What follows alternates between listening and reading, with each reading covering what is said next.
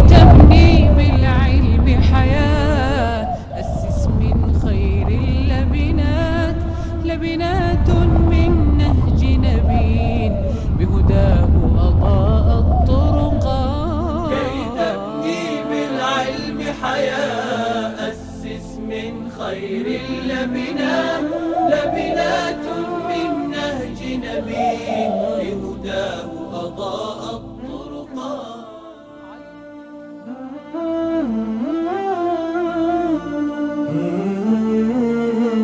بسم الله الرحمن الرحيم، والحمد لله رب العالمين، وصلى الله وسلم وبارك على نبينا محمد وعلى آله وأصحابه أجمعين. مساكم الله بالخير جميعا، ونسأل الله لنا ولكم التوفيق والثبات والإعانة. حقيقة أنا سعيد بهذا اللقاء وهذه اللقاءات المتكررة، ونحن نتكلم عن حبيبنا محمد بن عبد الله صلى الله عليه وعلى آله وأصحابه وسلم. أولا كما قلت أكرر في كل وقت، إذا سمعنا اسم محمد فلنصلي ونسلم عليه، لأن صلاتنا هذه التي نصليها على الرسول تبلغه صلى الله عليه وعلى آله وأصحابه وسلم. واللقاء الماضي تحدثنا وإياكم عن صلح الحديبية، وأنا لا زلت أكرر أن كل حياة النبي عليه الصلاة والسلام مفاوضا سياسيا، رب أسرة عليه الصلاة والسلام، تتحدث عنه قائدا، تتحدث عنه في إيمانياته، في عبادته، في صلاته، في قراءته للقرآن، في صدقته، في إحسانه، في معروفه، ستجده أنه الأول والكامل عليه الصلاة والسلام في هذه الجوانب كلها. واليوم أيها الأحبة الكرام نكمل ما وقفنا عنده، وأنا أيضا أعدكم إن شاء الله تعالى في اللقاءات القادمة سنتحدث كيف تعامل النبي صلى الله عليه وسلم مع زوجاته، سنتحدث كيف تعامل الرسول مع الأطفال والشباب، سنتحدث أيضا في بعض المواطن التي أشعر أنها مهمة فيما يتعلق في هذه السيرة النبوية المباركة. تكلمنا عن صلح الحديبية، وأن النبي رأى رؤيا في المنام وشاف الرسول أنه يدخل المسجد الحرام، وأن الصحابة معه ويدخلون آمنين محلقين رؤوسهم ومقصرين لا يخافون، وبشر الرسول الناس وبشر الصحابة، وخرج معه 1400. وخرج النبي عليه الصلاة والسلام في الطريق، طبعا هم أحرموا وأخذ الرسول معه الهدي. في الطريق علم أن قريش درت، وطلع خالد بن الوليد ومعه 200 فارس، فغير النبي طريقه حتى لا يواجه خالد، لأن هدف الرسول ليس الحرب كما قلنا، هدفه السلم، والهدف الأعلى السامي عند رسولنا الإصلاح صلى الله عليه وآله وسلم. طبعا وصل النبي عليه الصلاة والسلام الحديبية، وتحقق له ما يريد في طريقه وفي خطته، مع أنه دخل مع مكان وعر وطريق متعب عليه الصلاة والسلام، لكنه وصل. ثم أيضا في تلك اللحظات حصلت المعجزات، ما كان فيه ماء، الناس عطشانة وتعبانين، وأراد أن يتوضأ ويتوضأ الناس، فرمى السهم وتوضأ، ثم رمى السهم في البئر وفاض ذلك البئر، وهذه معجزة. وأيضا توضأ بيده عليه الصلاة والسلام بالماء الذي كان عنده، ثم فاض الماء من بين أصابعه، وهذه كلها أيضا معجزات النبي عليه الصلاة والسلام. طبعا خالد بن الوليد كان يتابع المشهد، وشاف الرسول وهو يصلي صلاة الخوف، وكان يقول وش هالمسلمين اللي عندهم هذا الحب لهذه الصلاة. وكانت هذه البداية مثل ما قلنا، تعرفون لما راح خالد بن الوليد وأسلم تأثر بهذا الموقف، وتأثر هو يقول أنا ما أثرت في رسولنا ولا سويت شيء، يعني أنا وقفت في أحد وقتل من قتل بسببي على جبل الرماة وفي غزوة أحد، بل غير اتجاه المعركة تماما رضي الله عن خالد. ومع ذلك يقول نحن قريش لم نكسب شيئا. خالد توجه إلى النبي عليه الصلاة والسلام، وكان عثمان بن طلحة، والتقى بعمرو بن العاص في الطريق. لما توجهوا إلى النبي فرح الرسول بهم. يقول خالد والله لما قال للوليد أخوه ابن الوليد يا خالد تعال الرسول ينتظرك في شوق لك، قال والله لا أذهب له حتى ألبس أحسن ما عندي. فاغتسل رضي الله عنه، لبس الثياب وراح حتى يقابل النبي. يقول أول مرة أحيي النبي بتحية الرسالة، يعني قلت السلام عليك يا رسول الله، ما كان يناديه برسول الله. فقال فرح النبي صلى الله عليه وسلم به واحتفى به، وأمر أن يوضع له بيت، وقيل أنه اشترى له بيتا. والرسول يحتفي بكل شخص من أصحابه، حتى عمرو بن العاص يقول كنا نظن أن كل واحد منا هو أحب واحد عند الرسول. من المواقف الجميلة عمرو بن العاص يقول كنت أظن أنني أفضل شخص عند الرسول. أول يوم أسلم عمرو بن العاص قال له الرسول أني أحبك يا عمرو، يقول انبسطت، وبلا شك يحق له ذلك. يقول فبدأت اطلع بين الناس واقول انا احب رجل عند محمد بن عبد الله من احتفاء الرسول بصحابته. يقول فلما جاء من بكرة وجلس مع النبي صلى الله عليه وسلم في المجلس يقول اردت ان اسأل، هذا عمرو بن العاص يروي، يقول اردت ان يعني ابين مكانتي غلاي عند النبي صلى الله عليه وسلم. وهذه لفتة حلوة، يا ليت الاباء والامهات اذا دخل شاف ولده كل ولد امامك رحب فيه واحتضنه وحسسه انه اغلى ولد عندك، وحسسه انه الغالي والكبير عندك. وهذا ايضا بالرجل الذي عنده اكثر من زوجة، وقس على ذلك بين اصدقائك واحبابك وجيرانك ومن يسلم عليك، وهذه صفة فن في التعامل. يقول عمرو بن العاص فجلسنا مع النبي عليه الصلاة والسلام فقلت يا رسول الله، شوف اللي واثق تماما، من احب الناس لك يا رسول الله؟ هو الان ينتظر عمرو شو يقول الرسول؟ يقول انت. قال احب الناس الي عائشة. يقول انصدمت، قلت لا لا لا انا اقصد من الرجال ما اقصد الحريم. قال النبي ابوها، يعني ابو عائشة. وهذا ايضا في دلالتين على ان الرسول يحب عائشة كثير. الضمير يعود على من؟ قال ابوها، ما قال ابو بكر. يقول الحين اثنين. فقلت اذا اكون الثالث انا. قلت ثم من؟ قال عمر. يقول انصدمت، قلت اجل لعلي الرابع. قلت ثم من؟ قال عثمان. قلت ثم من؟ قال علي. يقول اخذ الرسول يعد حتى بلغ 21 اسم. يقول بعدها سكت، قلت لعلي انا رقم 22. ولكن النبي يحتوي هؤلاء الصحابة ويحتوي كل من حوله. الرسول الان في الحديبية، قريش الان في وضع محرج جدا. طبعا ايش قالت قريش؟ قالوا احنا تورطنا، الان محمد وصل على حدود مكة والموضوع الان اصبح بين يديه، ان طردناه ما نستطيع فالعرب ستتكلم علينا وهو محرم، وان ادخلناه كأنه دخل عنوة يعني غصب عنا، وان حاربناه سينتصر. هو عنده قوة وجربناه احنا في بدر وجربناه في الخندق وجربناه في احد، الموضوع فيه نوع من الخطورة. اذا هنا النبي صلى الله عليه وسلم وقف بكل قوة، لكن الرسول ما يبغى الحرب. يا جماعة خلوا بيني وبين الناس، هذا كلام الرسول، انا ما جيت احاربكم، انا جيت اريد سلما. فقريش وش راح تسوي؟ قالت نرسل واحد له يفاوضه. يا سلام، انا وصلت اللي انا ابغى. قال نرسل الان من يفاوضه، لكن الرسول ما ينتظرهم هم يرسلون له احد. قلت لكم انا كان تذكرون في برامجنا في بداية زد رصيدك، قلت ان الرسول مبادر ما ينتظر ردود افعال. قريش هي اللي كانت في موطن ردة الفعل، النبي صلى الله عليه وسلم مبادر ولا راح يلحقون اصلا.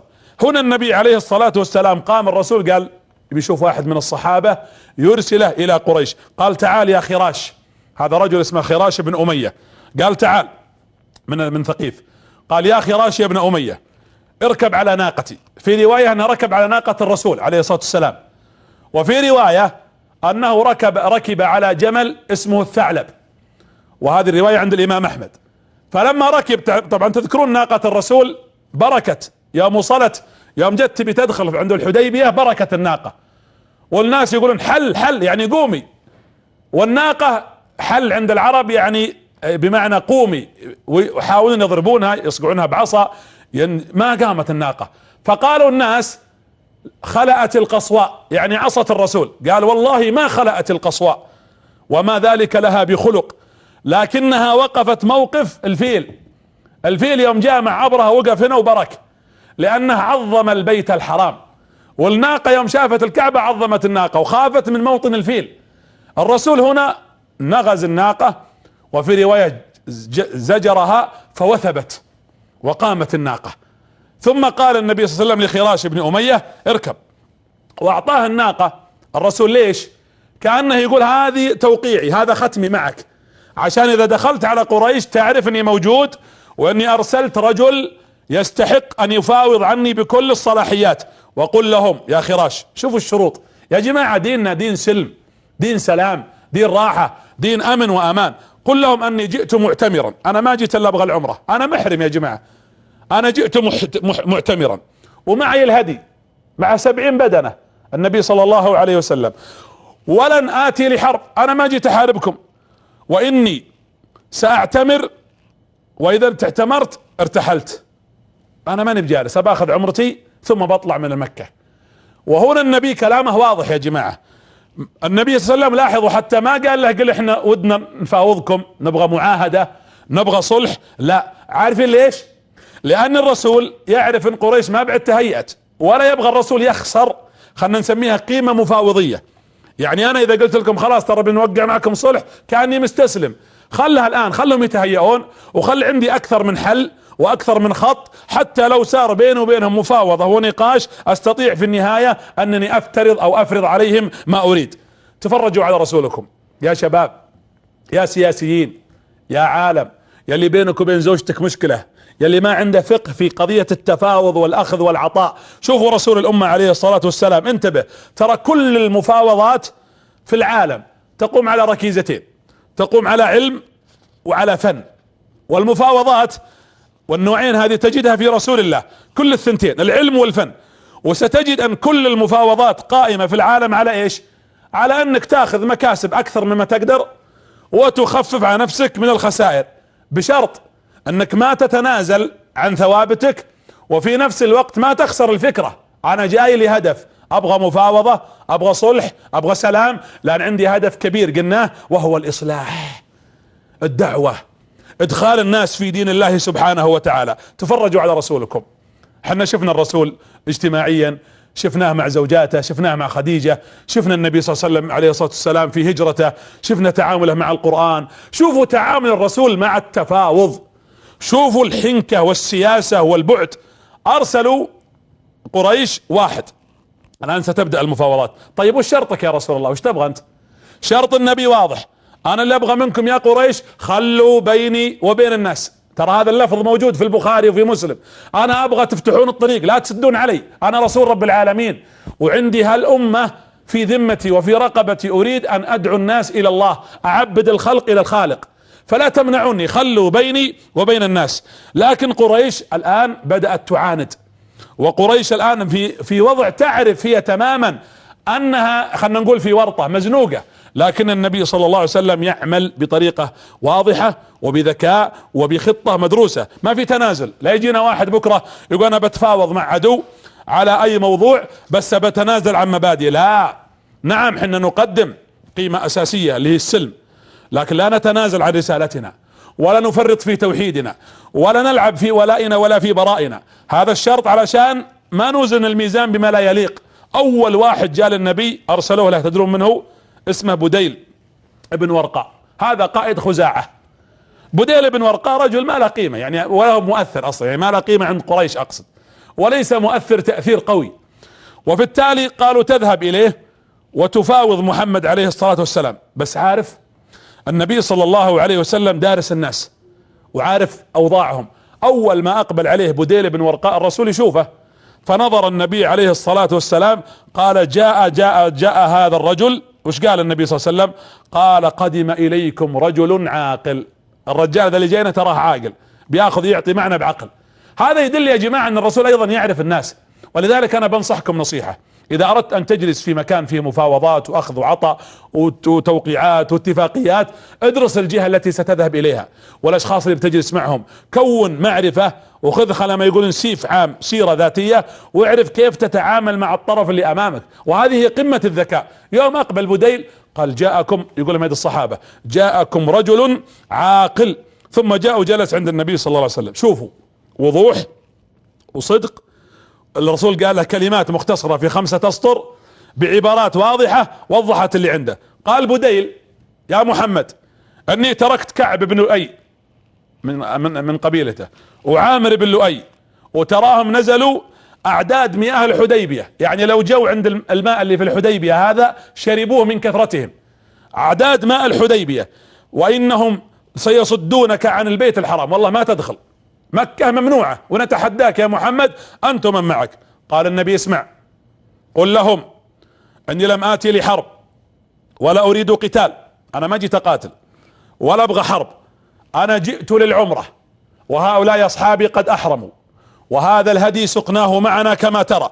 وقل لهم، شوفوا الثانية عشان ما حد يقول هذا خوف وتنازل، وقل لهم ان قريش انا عندي خبر قد انهكتها الحرب، والله ما تقدر تقابلني، واضرت بها مصالحها، تجارتها خربانة، وعلاقاتها بالعرب اليوم فيها اهتراء وفيه تذبذب، وانتم الان محتاجين لي. خل بالك النبي هنا عارف وش جالس يقول. ثم قال وقل لهم ان شئتم ان تماددوني مدة، يعني يصير بيني وبينكم تفاوض، تماددوني مدة على الصلح فانا موافق على الصلح.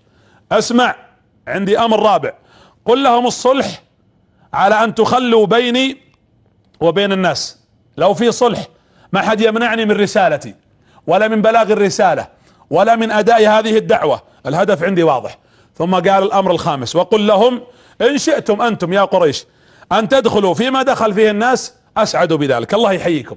هذا الخطاب الدعوي والهدف الكبير. اخر نقطة، وان ابوا، اسمعوا يا جماعة رسولكم، احنا ما نلعب، انا جيتكم بالصلح، لكن تعاندون تطلعون عضلاتكم علينا وكل شوي رايح واحد وجاي واحد. فان ابوا ان يخلوا بيني وبين الناس او يفاوضوني او يماددوني على مدة، فوالله الذي لا اله غيره لاقاتلنهم حتى تنفرد سالفتي، يعني عنقي. يقول والله لو تقطعون رقبتي، والله هذا الرسول اللي يقوله، حتى تنفرد سالفتي على ان ابلغ دين الله ولينفذ امر الله، شاء من شاء وعارض من عارض. شايفين الوضوح؟ انا عندي هدف صحيح، انا ابغى السلم، لا اريد الدماء، لكن عندي هدف واضح. ولذلك رهبهم ورغبهم وتكلم معهم، والرسول غير ضعيف ولا يتكلم معهم بضعف. قال بديل خلاص انا قد وعيت كلامك وفهمت ما قلته لي يا محمد. رجع لقريش بديل ابن ورقاء قال يا قريش يا ايها الناس احذركم، انتبهوا ان تقفوا امام هذا الرجل. والله اني رأيت رجل لا يدعو الى حرب، الرجال ذا ما جاي يحاربكم، انما يدعو الى السلم والسلام. هذا الرجل جاء يريد العمرة، خلوا بينه وبين خلوا يدخل. يوم جلس يمدحه قال عكرمة وكفار قريش اسكت، لا تقعد تمدح محمد عندنا، حدثه عنا ولا تحدثنا عنه. لا تقعد تقول لنا وش محمد، اعجبك هو، احنا ما نبغى نسمع مدح في محمد، احنا نريدك ان تحدث محمد عنا، ولا حاجة لنا بقولك عن محمد ابدا. اسمع، احنا قلنا لمحمد لن يدخل عنوة مهما اراد ان يفعل محمد، يعني غصبا عنا ما راح يدخل مكة مهما يكون. وش نسوي؟ التفتوا، انت ما تصلح، تعال يا عروة بن مسعود الثقفي، هذا حق ثقيف. طبعا عروة بن مسعود بالمناسبة قال لهم كلمة، قال اسمعوا طيب من الرجال بديل بن ورقاء، قال انتم ما اعطيتوه مجال يعلمكم وش قال له محمد، اسمعوا منه، يعني وش يضركم؟ اسمعوا ماذا قال محمد، قد تخرجوا بامر مما قال، يمكن كلامه اللي يقول تطلعوا لكم برأي. قالوا يلا حدثنا يا بديل وش قال لك محمد؟ قال يا قوم اترفضون ان تسمعون مني؟ ساقول لكم ما قال لي محمد، ان محمد هذا لا يريد حربا، يريد ان تخلوا بينه وبين الناس، ويبغى يدخل الكعبة صلى الله عليه وسلم لانه الان محرم ويبغى يأخذ العمرة، وكلامي هنا واضح. وايضا يقول لكم محمد عليه الصلاة والسلام ان اردتم ان تصالحوه فحي هلا، نصالحكم ولا عندنا مانع. قالوا طيب نرسل غيرك، انت ما جبت لنا العلم.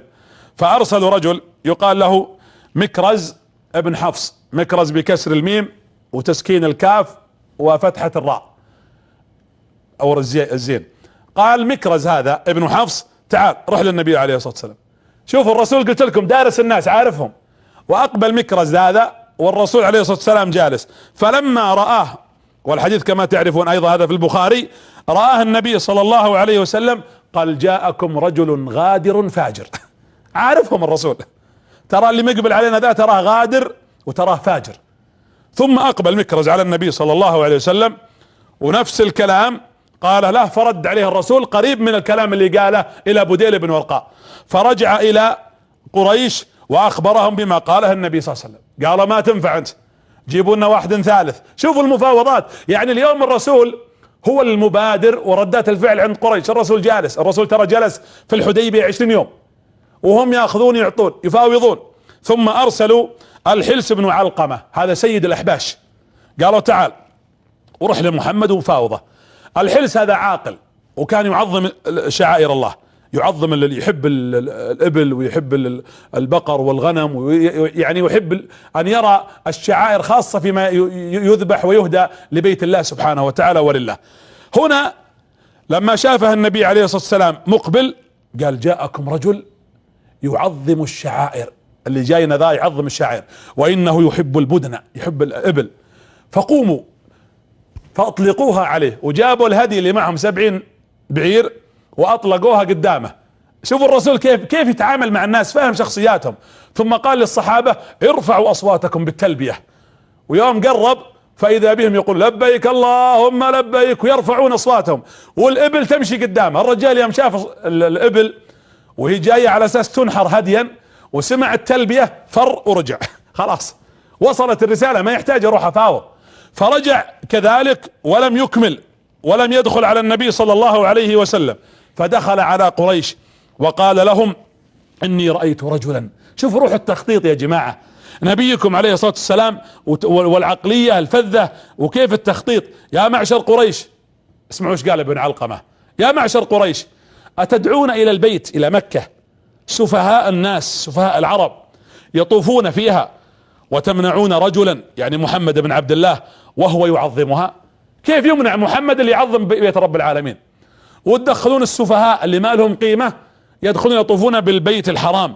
والذي نفسي بيده، خلاص قلب، والذي نفسي بيده لتخلين بين محمد وبين ما اراد، او لانفرن بالاحابيش قبيلتي كلهم نفرة واحدة، والله لاحدثن العرب عنكم، واقول للناس انكم انتم فعلتم بالابي محمد ما فعلتم وتتكلم فيكم العرب. قالوا مه، يعني اسكت الله يكفينا شرك، اسكت مه لا نريد كلامك، خلنا نفكر، اسكت لعلنا نتداول الحديث ونبحث عما يرضينا. شوفوا العقل هنا، النبي صلى الله عليه وسلم يتفاوض. يا جماعة حنا نتفاوض ندور السلم، لكن بشرط ما نهين انفسنا ولا نتنازل عن حقوقنا، وهذا مبدأ رسولنا. انا ما هين نفسي ولا افرط في توحيدي، وفي نفس الوقت انا لا اضيع حقوقي. انا جايكم افاوض وابغى السلم، لكن لن اتنازل عن مبدئي ولن اهين نفسي ولا من معي من صحابتي، وحقوقنا سنعيدها لنا بالعدل. وهذا هو رسولكم صلى الله عليه وآله آله واصحابه وسلم. في نفس الوقت الكرامة ظاهرة والعز بين. هذا التوازن والله لو نفهمه يا جماعة على مستوى الدول وعلى مستوى البيوت وعلى مستوى الافراد، لو نفهم هذا التوازن عرفنا كيف نشتغل ونعمل في حياتنا. ثم قال اسكت يا ابن علقمة، قالوا اذهب يا عروة، تعال يا عروة يا بن مسعود، احنا تعبنا. يحيى عروة بن مسعود، عروة بن مسعود من هذا؟ هذا اللي طرد الرسول في ثقيف، اللي تزعم اهانة النبي في قصة الرحلة الى الطائف، وكان ترى هو يخطط. هذا هو اللي كان يظن في يوم من الايام انه سيكون نبي، هذا عروة، هذا كان يحاقد على الرسول. وعروة بالمناسبة كان في الطائف، او الرسول لما وصل الحديبية هو كان في الطائف، سمع عن قريش تفاوض محمد، فركب وخذ معه مجموعة من ربعه ونزل من الطائف الى مكة. فلما اقبل على اهل مكة قال جئتكم لاني سمعت انكم عنفتم، يعني جاكم حقكم، وانكم اسأتم اللفظ، قمتم تاخذون وتعطون، والعرب انتشر صيتكم السيء عند الناس، وانكم انتم والد وانا ولد. وش معنى هالكلام؟ ام عروة هذا اسمها سبيعة بنت عبد شمس، يعني منكم يا اهل مكة، انتم خواضي وانا ولد لكم، واليوم جاي بفزع فزاع ابدور لكم ما ينفعكم. قالوا تعال انت رجل حكيم وعندك عقل، اذهب فاوض محمد. قال بس بشرط تعطوني الصلاحية اني اخذ واعطي معه، يعني على ما تفاوضت انا ومحمد عليه توافقون. قالوا اذهب وافعل ما شئت. وراح عروة هذا ابن مسعود لما اقبل. الان طبعا قريش خلاص، يعني خلنا نقولها بالعامية مزنوقة، اخر كرت عروة بن مسعود هذا. يريدون، طبعا هو ذكي، يبغى يقلل مكاسب الرسول عليه الصلاة والسلام ويكثر مكاسب قريش، هذا هدفه، ولا هو عارف انه ما له حل الا ان يتفاوض مع النبي صلى الله عليه وسلم. دخل والرسول عليه الصلاة والسلام جالس بين يديه. طبعا تخيلوا هذا اللي نزل فيه قول الله جل وعلا قالوا لولا نزل هذا القرآن على رجل من القريتين عظيم. ليش ما نزل علي يا انا رجل من القريتين، يا انا يا الوليد بن المغيرة، حنا احق بالنبوة من محمد. وفيه شوفة نفس بالمصطلح المعاصر، ويشوف ان محمد بينه وبينه عداوة، انا المفروض اكون النبي، وش هذا محمد؟ ومع ذلك شوفوا العقلية هذه خنعت عند رسولكم صلى الله عليه وآله وسلم. محمد عليه الصلاة والسلام لما دخل عليه عروة ماذا قال؟ قال عروة بن مسعود يا محمد، شوفوا يحاول انه يستفز الصحابة، اني جمعت الاوباش، الناس اني جمعت الاحباش وانك جمعت الاوباش، احنا عندنا الاحباش ترى موجودين، وعندنا عرب من قريش موجودة، وانت جمعت الاوباش السقط هذولي. طبعا الرسول يناظر الصحابة منقهرين، ايش الكلام هذا؟ جالس يهينهم، لكن الرسول يبغى يشوف ايش اخرته. شوفوا النبي العقل البعيد والنظرة البعيدة، وهو يشير عليهم: يا محمد انت جئتنا تكسر بيضتك، يعني ديرتك، بلدك هذه مكة، كيف جاي تحاربها؟ جئتنا تكسر بيضتك وتنقضها، جاي تكسر بلدك؟ والله ما رأيت احدا من العرب اجتاح على اهله وغار على بلده الا انت. ما في احد من العرب خان اهله، هذا نظره هو. ويا محمد ان قريش، تراني جيتك من عند قريش وقد لبسوا جلود النمور، وتراهم تعاهدوا، هو بس يبغى يربكهم، يبغى يقلب الموضوع معنويا نفسيا. وتعاهدوا قريش ان يقاتلوا حتى يموت اخر رجل منهم واخر رجل فيكم. وترى الموضوع ما عاد يتحمل. وايم الله لكأني من ربعك هؤلاء، يناظر في ابو بكر وعمر، لكأني بهؤلاء سيفرون عنك لما يجي الجد وتلتقي مع قريش. زعلوا الصحابة، حتى قال له ابو بكر كلمة رضي الله عنه، ابو بكر واقف وراه. شوف الرسول هو جالس يقول انتم اوباش وناس ما لكم قيمة، اللي واقف ابو بكر. شوفوا نبيكم كيف يخطط. وواقف رجل ثاني مدرعه، الرسول لابس درع كامل مغطي وجهه وباينها بس عيونه. هذا الرجل ما بعد عرفه عروة بن مسعود، وهذا يدلك على ذكاء النبي. هذا الرجل اللي لابس الدرع يصير للعروة بن مسعود ولد اخوه. وشوفوا كيف رد عليه النبي صلى الله عليه وسلم. اول ما سمع ابو بكر هالكلمات قال: ترى ربعك هذول سيتركونك. قال له ابو بكر: اسكت. ثم قال كلمة استحي اقولها لكنها موجودة في صحيح البخاري، يعني شتمه ابو بكر شتيمة يستاهلها، لكن لا يروح واحد يدورها الحين الكلمة ذي ويقول تراني بروح اقولها واطبقها. هذا استثناء في موقف يستحقه. فقال له عبارة وشتم اللات اللي هي صنمهم التي يعبدونها. قال: من هذا الذي يشتمني يا محمد؟ انا سيد ثقيف واقف امامك يشتمني واحد منكم. قال: هذا ابن قحافة ابو بكر الصديق. تدرون سوى عروة؟ فنزل راسه. يقول: فنظر اليه فقال له: انت ابن قحافة يا ابو بكر، والله لو انه غيرك لرددت عليه، فان لك فضل علي. يلا هذول الاوباش كيف له فضل عليه؟ يقول ابو بكر: كنا في مكة، ابو بكر كان يبيع ويشتري تاجر، فطلبني مالا فاعطيته فانتفع بمالي، يعني قبل الهجرة، هجرة النبي صلى الله عليه وسلم، بل قبل بعثة النبي عليه الصلاة والسلام. والان هذا عرف قال: انا انت لك فضل عليه ما اقدر، اذا كاسر عينك انا، وانت تقول حنا اوباش. هذا التخطيط الاول. شوف الرسول خلى قرب منه الاشخاص اللي لهم فضل عليه عشان يسكت فيه الرجل هذا اللي جالس الان يتهكم فينا، فاسقط.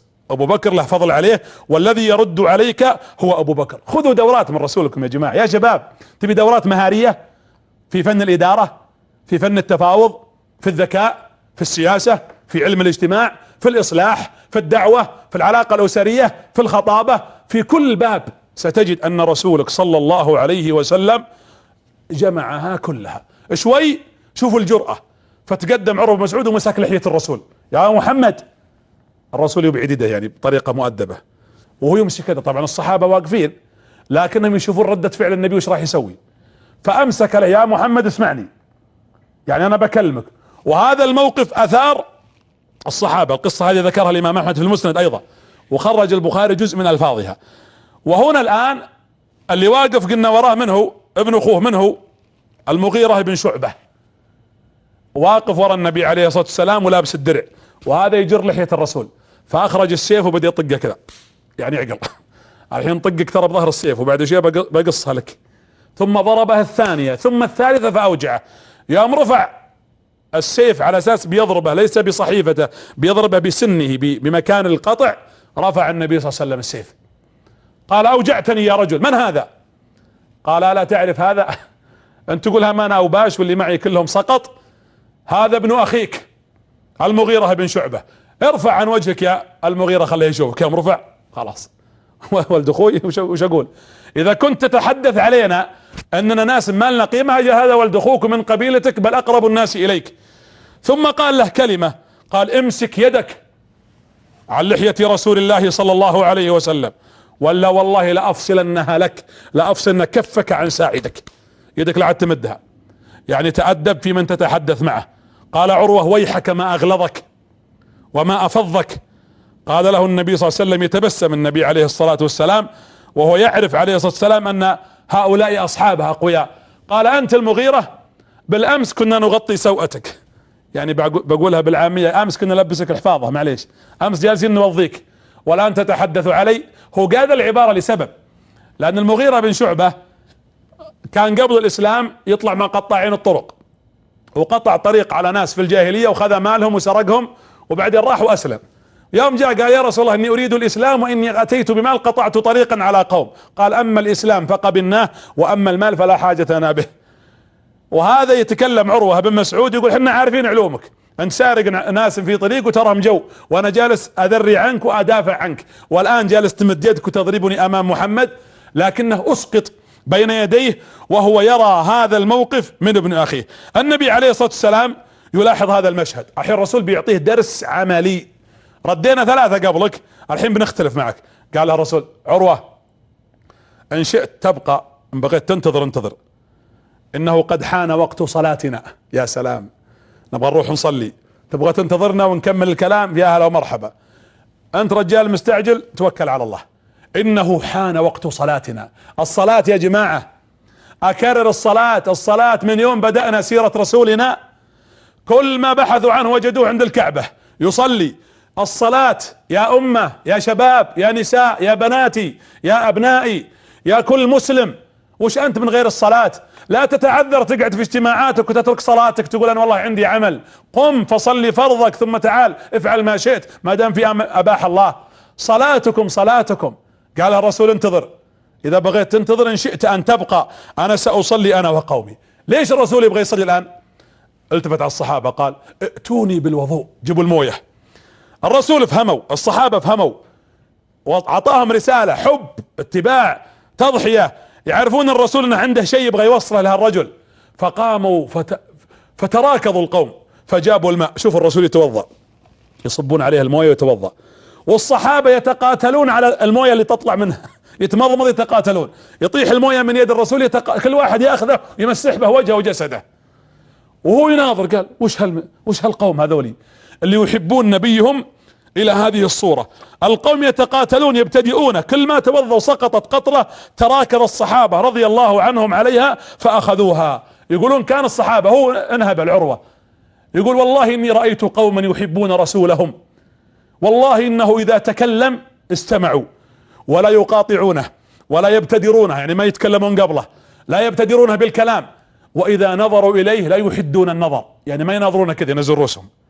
الا ابو بكر وعمر اذا تكلم ورفع رأسه نظر اليه وابتسما من مكانتهما عند النبي صلى الله عليه وسلم. هذا رجع، تدرون سواء ما كمل المفاوضة، شال عفشه وهم يصلون ومشى، قال مع السلامة. هؤلاء القوم اللي يحبون رسولهم الى هالمكانة ما نقدر نفاوضهم. ورجع الى قريش وقال يا قريش خلوا بين محمد وبين ما يريد، والله لقد دخلت على الملوك، دخلت على كسرى وملكه، ودخلت على قيصر وملكه، ودخلت على النجاشي وملكه. يقول هو والله اني شفت الملوك هذولي، والله لكني ما رأيت احدا يعظم رجلا كتعظيم اصحاب محمد لمحمد. يقول يا جماعة انا شفت كسرى وشفت قيصر وشفت النجاشي، ثلاثة ملوك، اكبر ثلاثة امبراطوريات في الارض في ذلك الوقت، شفت كيف يتعاملون. لكن محمد والله اني رأيت قوما يحبونه اكثر من حب اصحاب الملوك لهم. هذول القوم حبهم لرسولهم، اذا تكلم سكتوا، واذا قاموا، واذا اشار فهموا، واذا توضأ يتقاتلون على الماء الذي يتمضمض به. يا جماعة اتركوا وخلوا ما بين محمد، يطأطئون رؤوسهم وهو يتكلم بينهم. انا اتمنى ان يكون فيه تفاهم بين الشعوب والقيادات، حكامها، الحاكم والامير والوزير والقائد والملك والرئيس في اي بلد، اذا ما نزل لشعبه وتفاوض وشاور واعطى واخذ ولان واستمع وعدل، والا لن يكون فيه نوع من التوافق والحب. ولذلك النبي كان يقول اشيروا علي في كل موطن، وكان يستمع منهم ويرجع اليهم ويصدر احيانا عن بعض ارائهم رضي الله عنهم وارضاه. ما تقوم نهضة ولا يقوم عز للامة وشعبها في طرف وحاكمها في طرف، بدليل ما نرى اليوم حولنا. ما الذي يحصل اليوم مثلا في ارض سوريا؟ هل يعقل ان بشار حاكما يبيد شعبه وهو يقول ويدعي انه عادل، وقس على ذلك من اهل الاستبداد والظلم. لا يمكن ان تتفق امة طبقة من الشعوب مع حاكم ومسؤول ورئيس وامير وهو في بعد عنها، لا يفهمها ولا ينزل لها. فنبيكم صلى الله عليه وسلم استطاع. الان قريش خلاص ما عاد تقدر، ماذا تفعل؟ قالوا ما فيها الا الان نتحرش في محمد، نبغى نلزم محمد انه يقاتل. الرسول ما يبغى القتال. اطلع يا خالد، وقيل لم يخرج خالد، قيل غيرها، وطلعوا معه 80 فارس. وش وظيفتكم؟ روحوا واخترقوا المسلمين وادخلوا في معسكر المسلمين، حاولوا تخطفون 2 3 وتأسرونهم او تقتلونهم عشان يقاتلكم محمد وتصبح مقتله، ونقول للعرب ان محمد هو اللي بدأ بالقتال. اطلعوا 80 واخترقوا بين الصحابة وهم يصلون، دخلوا بين الصفوف يحسبون الصحابة نايمين، يحسبون اصحاب محمد ما يخططون. محمد بن سلمة، هذا محمد بن سلمة مسؤول الحراسة في الحديبية مع الرسول، فطن ومعه جنود فطنين، انتبهوا للموضوع فامر النبي ان يقيدون، ربطوهم. قال عمر نقتلهم؟ قال لا. قال نأسرهم؟ قال لا. قال نطلب الفدية؟ قال لا، انا ما ابغاهم، انا جاي للسلم، ولو اردت قتلتهم، ولو بغيت اسرتهم، ولو بغيت طلبت الفدية حتى تفديهم قريش واطلقهم، لكن جيبوهم مربطين. ودوهم القريش معقلين مربوطين عشان تعرف قريش ان نقدر عليها، ومع ذلك اطلقناهم. وراحوا بهم كل واحد مربوط على دابته ودخلوهم. قال الرسول انتم مارين مروا على الاحباش، خلوا بن علقمه يشوفكم. فهمتوا؟ يعني اوصل رسالة، ترى اللي كنت تقوله انت لهم انا وصلت اليه وفعلته. اذا هدفي واضح، خلوا بيني وبين الناس، انا نبي مرسل اريد الاصلاح. شايف السياسة، شايف التفاوض. الله جل وعلا هنا انزل قول الله جل وعلا وهو الذي كف ايديهم عنكم وايديكم عنهم ببطن مكة من بعد ان اظفركم ايش عليهم وكان الله بما تعملون بصيرا. الله اظفرك يا محمد، لكنه كف يدك عنهم وكف ايديهم عنكم. الرسول الان مسيطر على الوضع. قال الرسول عليه الصلاة والسلام الان انا اللي برسل، قم يا عمر رح لقريش واخبرها بما عندي. قال عمر يا رسول الله اما انا فلا اصلح، ان امرتني اطعت وان استشرتني فانا لا اصلح. قال له ليش؟ قال انا كنت غليظ، انا كنت شديد. عمر تعرفون يذبح على الطريقة الاسلامية، وكانت الدرة شغالة، وقريش ما في احد الا ادبه علي عمر هذا. قال انا يا رسول الله رجل غليظ وشديد، وقريش ليس فيها عزوة الان، ولو رحت فعلوا بما فعلوا ولن تتحقق رسالتك. انا اشير عليك ان ترسل عثمان بن عفان. عثمان له عزوة، وعثمان شخصية محبوبة حتى عند كفار قريش، ورجل تاجر وله مكانته. قال حسنا قلت. شوفوا عمر ما قدم مصلحته على مصلحة المسلمين، مصلحته وشه انه يروح ويخربها على ما يقولون، لكن ويجلس ويقال عنه ايش؟ قالت عنه المنافقين انه رجل خوار خواف. لا ماني بخواف انا، بالعكس انا رضيت اني اجلس وتقولون عني ما تقولون، تقولون ما تقولون، لكن تستمر خطة الرسول ويتحقق هدف النبي صلى الله عليه وعلى آله وسلم. قم يا عثمان، نرسلك يا عثمان ادخل عليهم واخبرهم اني اتيت للحرب، ما اتيت للحرب اتيت للعمرة، وان محمد يريد السلام، هذا ديني، اذا ارادوا ان نفاوض فاوضنا. شوفوا دخل عثمان، استقبلوه، استقبل عثمان ابان بن سعيد بن العاص. عثمان محبوب، استقبلوه حتى انه جلس يمسك دابته.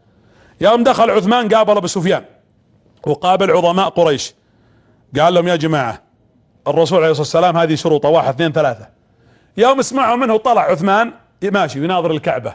شفتوا اللي مشتاق من يوم هاجر ما دخلها، يناظر الكعبة عثمان وده فيها. قال له ابو سفيان تراني بنأذن لك، اذا اردت الطواف اذهب فطف بالبيت، تراني سامحين لك. قال والله ما كان لي ان اطوف قبل رسول الله صلى الله عليه وسلم. يا سلام، شوفوا التضحية والحب، شوفوا تربية محمد.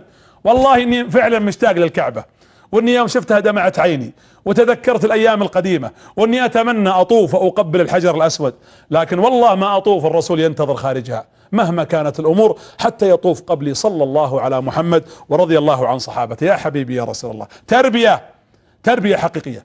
لكن قريش سوت؟ قالت تعالوا حنا نبغى نتشاور، جيبوا عثمان واحبسوه. ما الرسول الذي يرسل لا يقتل ولا يؤسر ولا يؤذى، وقريش تلعب. وقيل ان قريش قالت احبسوه لا يروح، خلنا نطول المدة على محمد ونربش محمد وهو ينتظر. خذوا عثمان وقفروا عليه، وأشيع طلعت إشاعة أن عثمان قتل.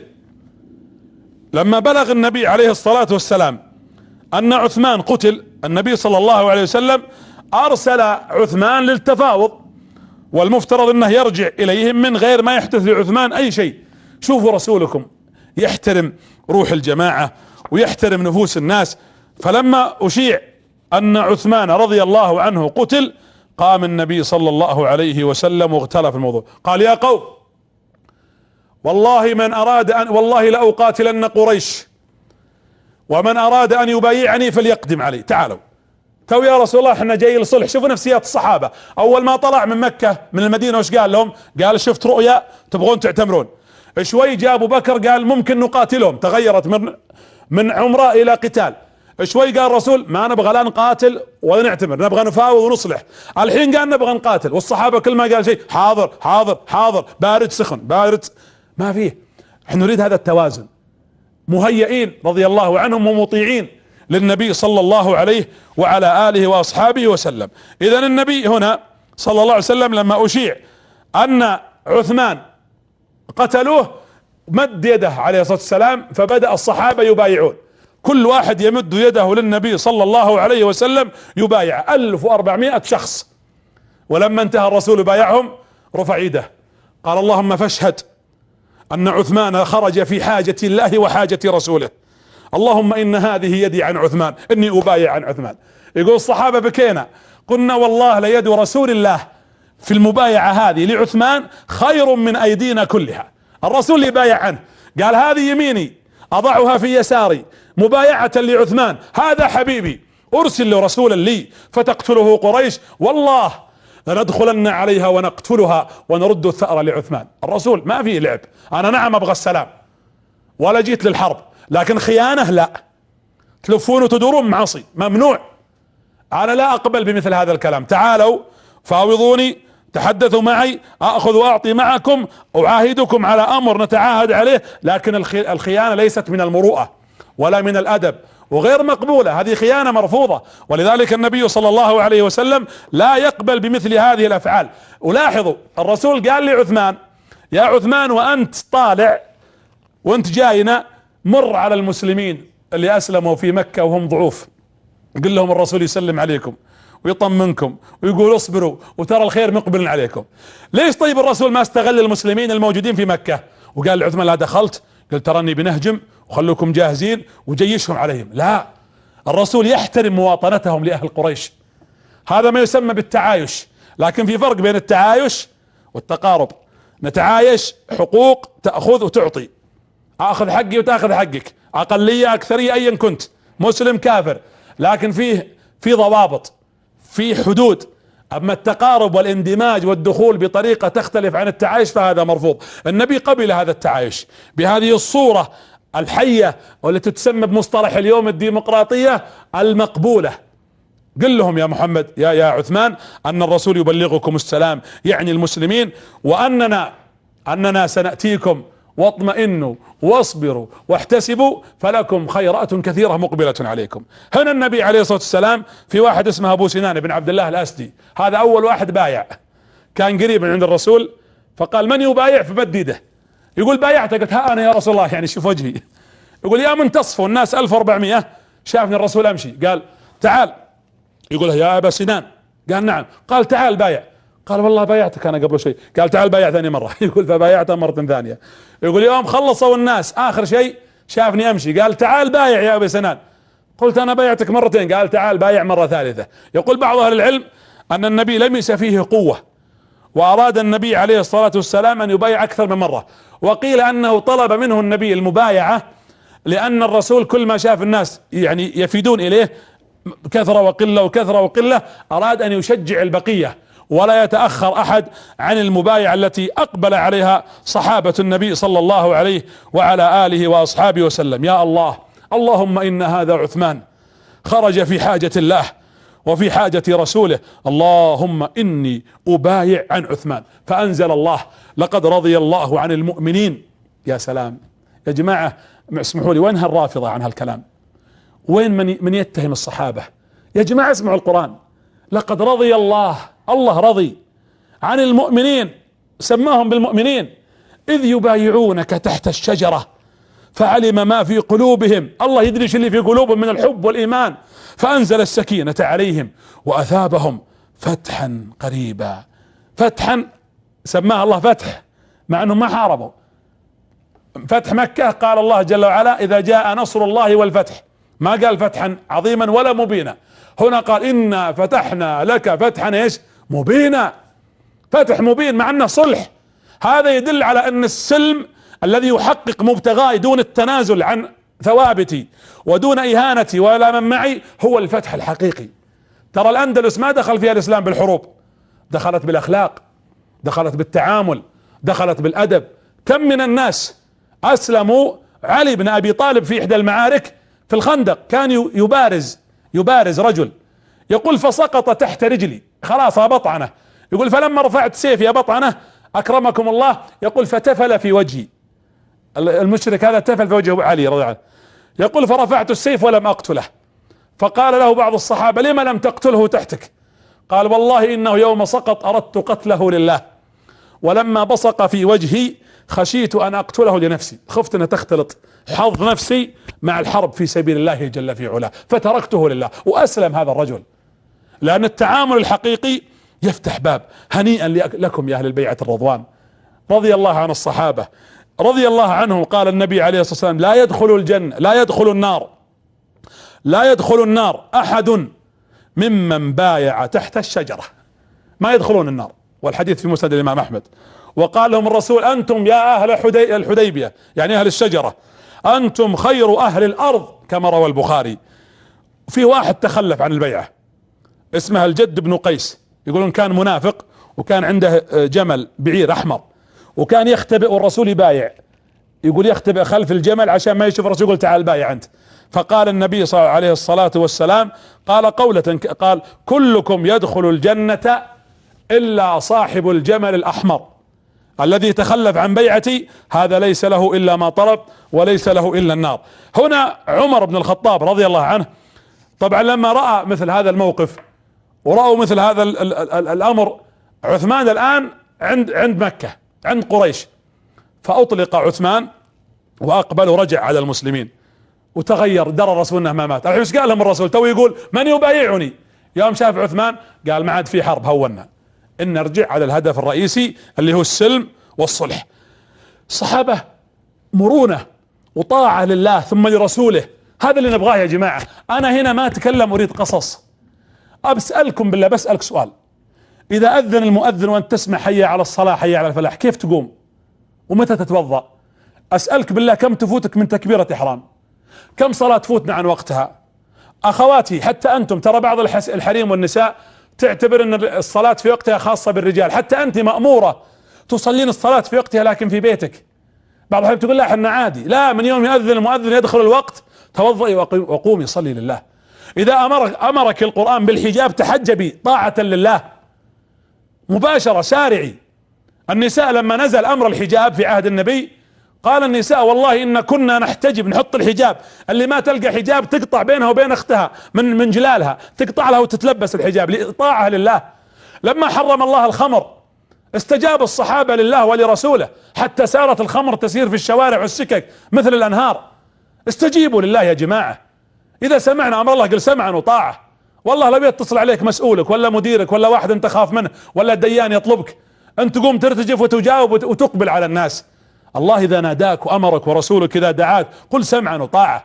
يا ايها الذين امنوا استجيبوا لله وللرسول اذا دعاكم لما يحييكم. استجب لله وللرسول اذا رأيت ما يدعوك، اذا رأيت ما ينفعك. قريش الان رجع عثمان بن عفان، وقريش الان شافت ان هالرجال بايعوا للموت، خلاص بايعوا للموت في هذا الصلح ولا يستطيعون ان يقفون امام. حتى شوفوا الان اعترفت قريش بان 1400 شخص ليس معهم سلاح، لم يأتوا لحرب، انها اقوى منها وانها تقدر تقاتلها. وش بتسوين يا قريش؟ يلا تعال يا سهيل بن عمرو، راح خلص التفاوض، خلاص ما نقدر، محمد هذا صككها من كل مكان. نجح النبي ولا ما نجح؟ نجح الرسول ولم يتنازل. رح وقل ما شئت لمحمد، بس شف نشترط عليك شرط، قل له هذا السنة ما تعتمر، لأن لو دخل علينا غصب الناس بتناظرنا ان ما لنا قيمة، والرسول ما يقبل هذا لنا، واللي يبي يسوه، احنا ما عندنا مشكلة، لكن لا يدخل السنة هذه، يرجع ويعتمر السنة القادمة. قال سهيل بن عمرو انا بروح لمحمد عليه الصلاة والسلام. يوم جاء سهيل بن عمرو يمشي شاف الرسول اقبل عليهم، قال الرسول جاءكم سهل، سهل الله امركم. انتهينا. الرسول فاهم وعارف الموضوع، جاءكم سهل بن عمرو سهل الله امركم، او سهيل بن عمرو.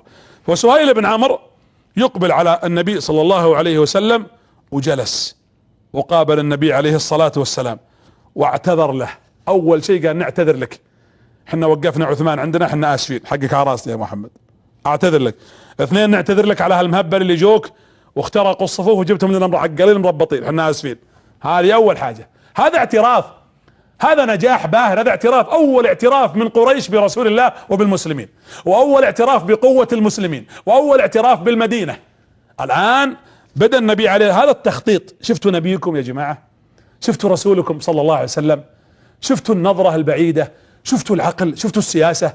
شفتوا التفاوض؟ شفتوا البعد عليه الصلاة والسلام؟ السلم والرحمة الذي جاء من اجلها صلى الله عليه وعلى آله. انا ما ابغى شيء، خلوا بيني وبين الناس، لا تصكون بيني وبين الناس، اريد ادعو الى الناس. هذه الان معاهدة حقيقية، الان ستبدأ المعاهدة الصريحة الواضحة. طبعا سهيل بن عمرو بدأ يخاطب الرسول، قال يا محمد ان قريش فوضتني ان اتخاطب معك. قالوا ايش تبغون انتم؟ الرسول يقول، قال اول شيء ما تعتمر السنة هذه، تعتمر السنة الجاية. شوف الصحابة واقفين، وش مسوين الصحابة؟ محرمين يبون يدخلون.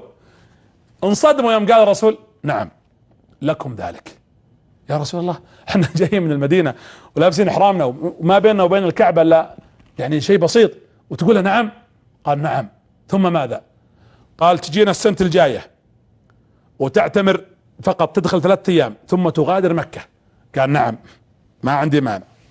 الرسول هنا الان جالس يأخذ ويعطي، والصحابة ينظرون الى هذا الكلام، هم مطيعين بس كانوا ينظرون للهدف اللي قلنا اقل، هدف الدخول العمرة، لكن الرسول ينظر للهدف الاكبر، هدف الاصلاح، هدف النهضة، هدف الدعوة. يا جماعة في كل مجال، يا مهندس، يا دكتور، يا شاب، يا اصحاب الصناعات، يا اصحاب الحرف، حتى الاخوات الفاضلات اللواتي يقمن في البيوت ببعض الانتاج الداخل لهن وانتاج البيوت من طبخ ومن خياطة وغير ذلك، كل مسلم يستطيع ان يقدم رسالة وان ينهض بهذه الامة.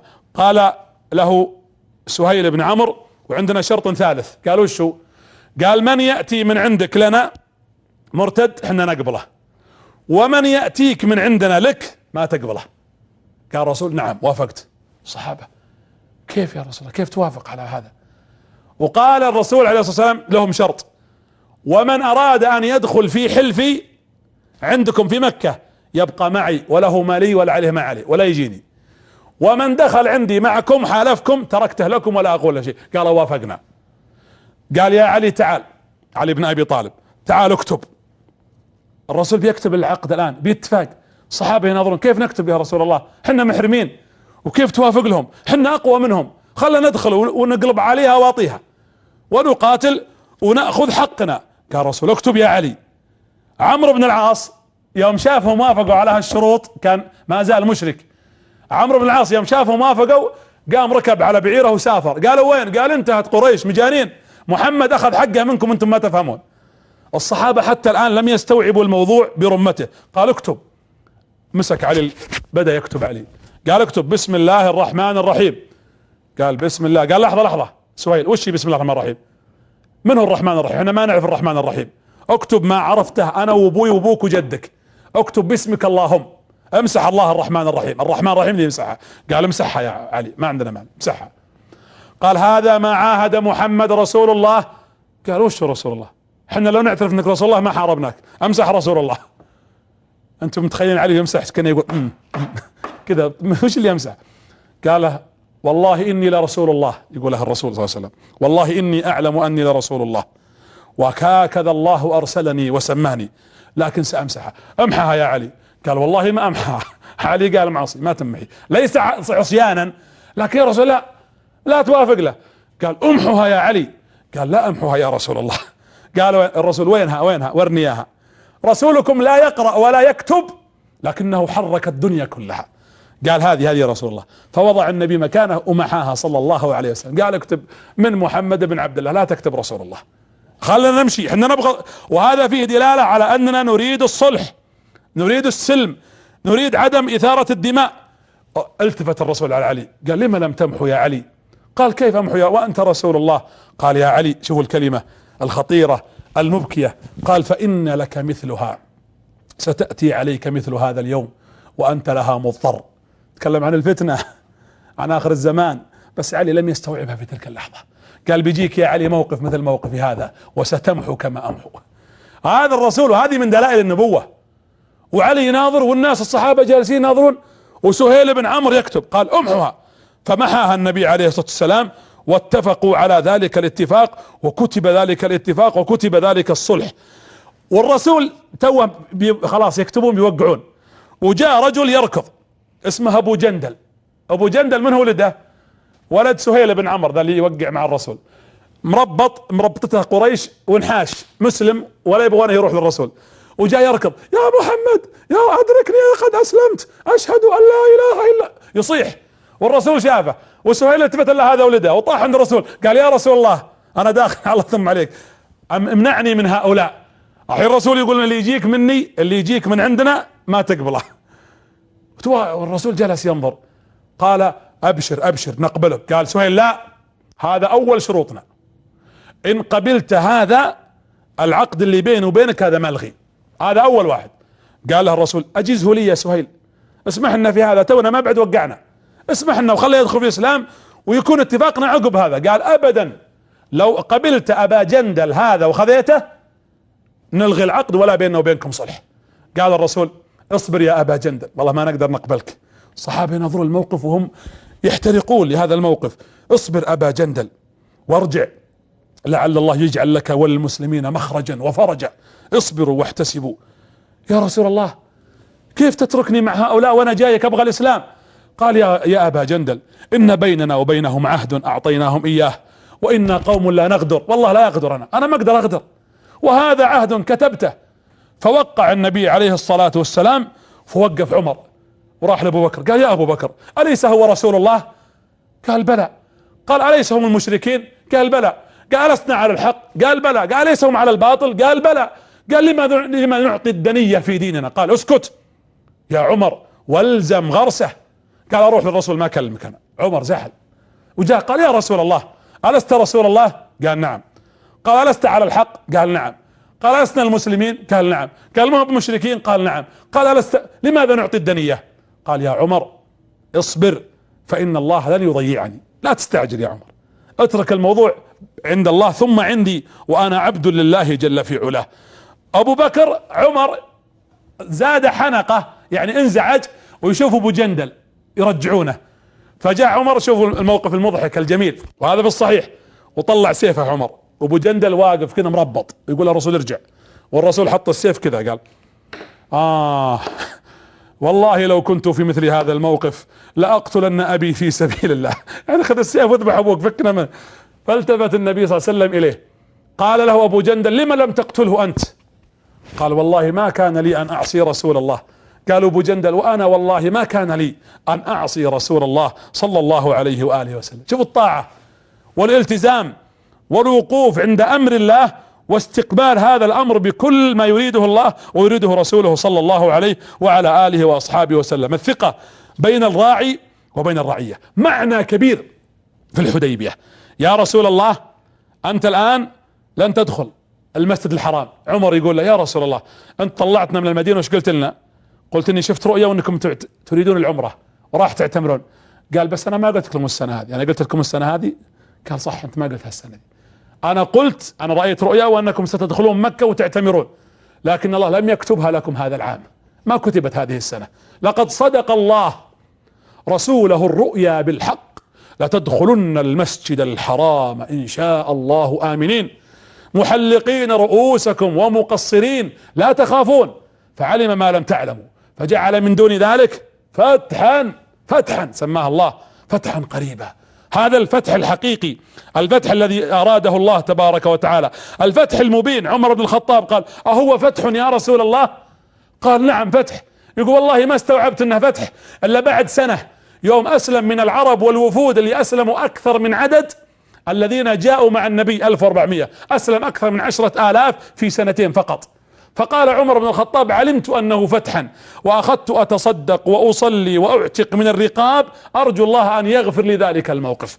هو فعلها غيره، والصحابة عندهم غيرة وحس على هذا الاسلام ويريدون ان ينصر هذا الدين، لدرجة انهم من الموقف اللي تأثروا قال لهم الرسول: يلا قوموا واحلقوا رؤوسكم وانحروا هديكم، ما قدرت تدخلون، خلاص الان هم احصرتم فما استيسر من الهدي.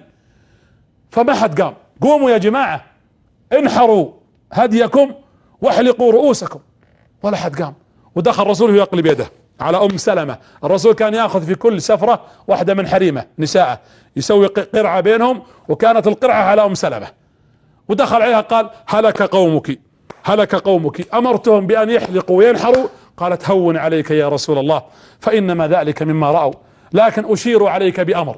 شوفوا الحرمة، هنيئا للمرأة، هنيئا للمرأة في الاسلام المحترمة، صاحبة الرأي، صاحبة الرشد، صاحبة العقل، يقبلها، نقبل رأيها ونقبل رشدها ونقبل مشورتها. في حديث مكذوب عن النبي اللي يقول: شاوروهن وخالفوهن، هذا مو بصحيح. يقول: انا باخذ رأي حرمتي وبخالفها. لا، الرسول كان يشاور احيانا نساءه ويشاور النساء. قالت ام سلمة: يا رسول الله اشير عليك ان تخرج امام الناس وتنحر هديك وتحلق راسك وهم بيسوون مثلك. قال: هذا هو الرأي.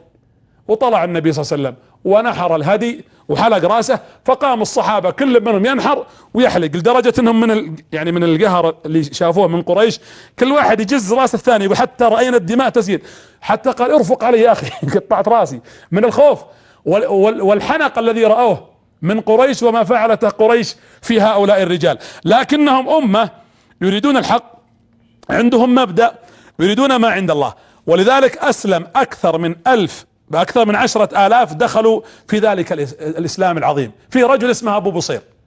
أبو بصير هذا اسمه عتبة، ثقفي هو.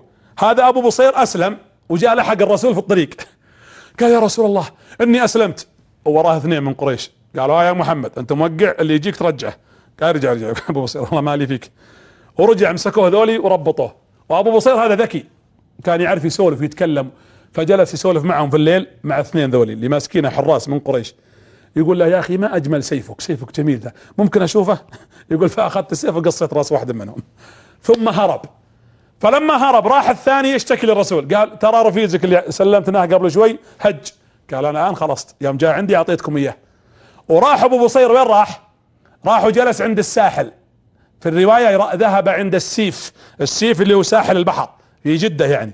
فجلس هناك وقال للرسول، راح للرسول في المدينة قال: يا رسول الله اما عهدك فقد اتممته، واما انا فاتركني وشأني، انت سلمتني لهم وانا رجال فكني الله منهم، وانا بجلس في مكان حتى يفتح الله علينا وعليك.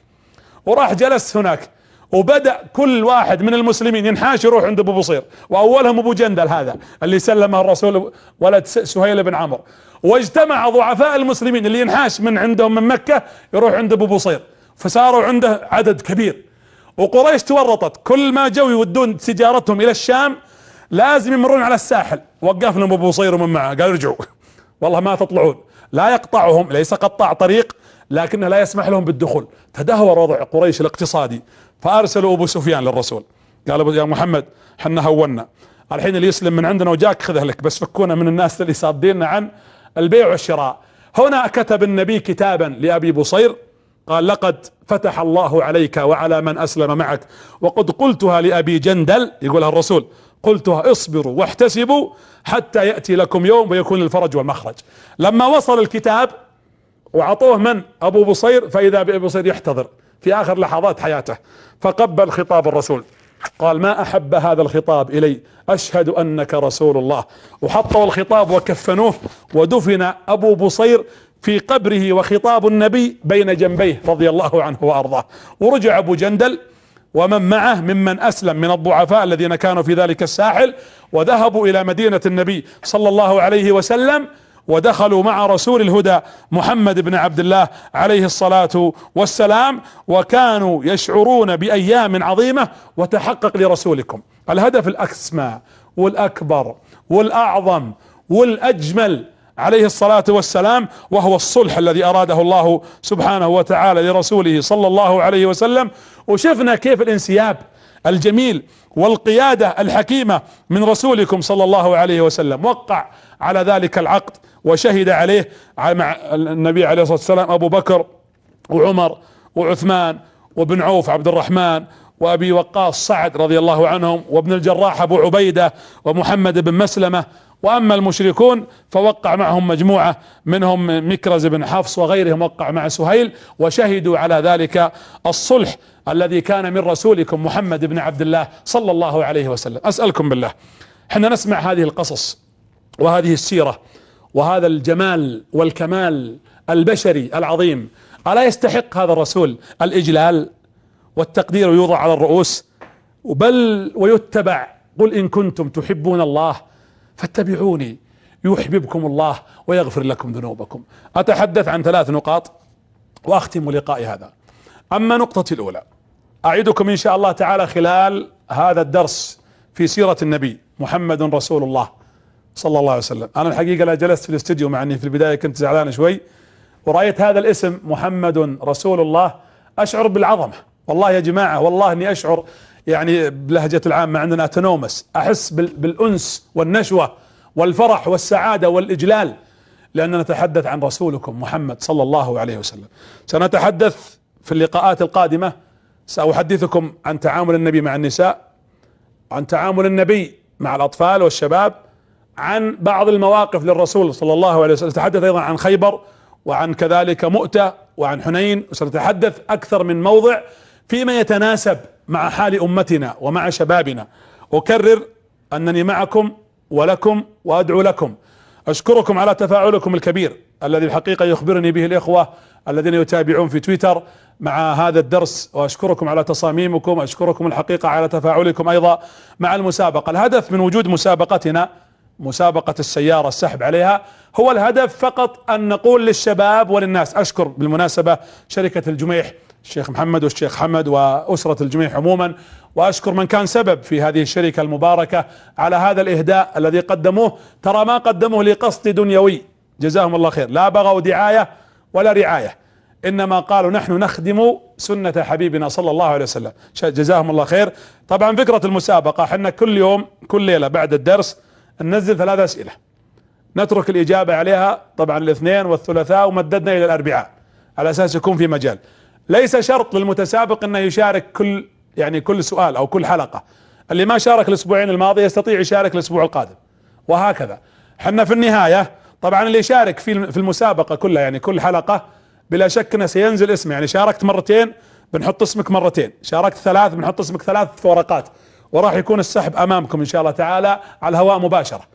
والاسئلة التي تطرح يوضع فيها الهاشتاج طبعا بدر المشاري، ويكون هذا الهاشتاج بحيث ان نستطيع ان نعرف. الاسئلة تكون كل الاجابة في تغريدة واحدة حتى نستطيع احصائها ومتابعتها عن طريق الحقيقة من يتابعها، جزاهم الله خير، ويشرفون على هذه المسابقة. وسيكون السحب ان شاء الله تعالى على الهواء مباشرة امام الناس، وعاد نشوف آلية كيف يكون من يحضر معنا من الإدارة هنا في قناة بداية او من شركة الجميح. نرتب هذا ونعلنه ان شاء الله تعالى في وقته.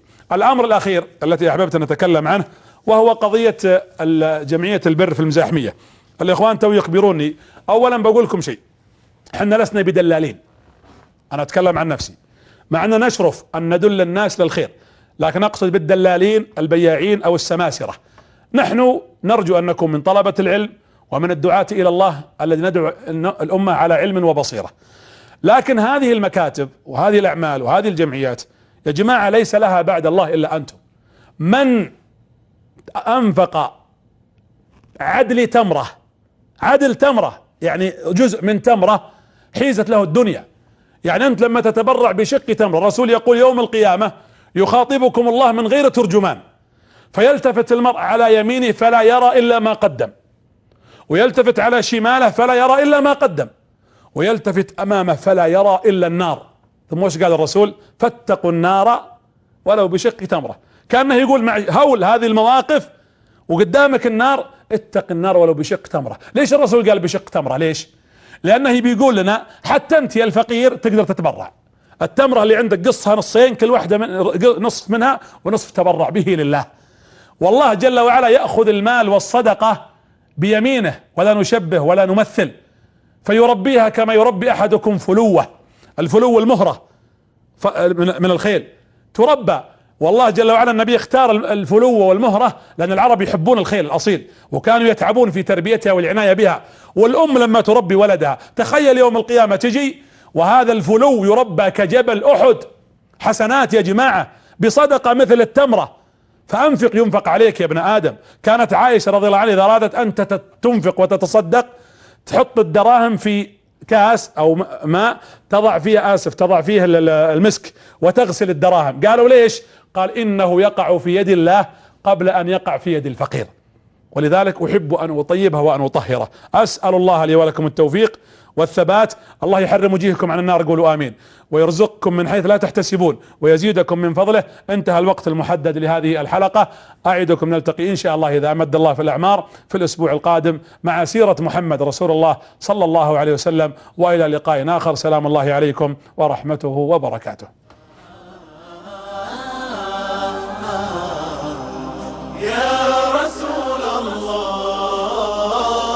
يا حيرتي ماذا أقول في وصف مولانا الرسول؟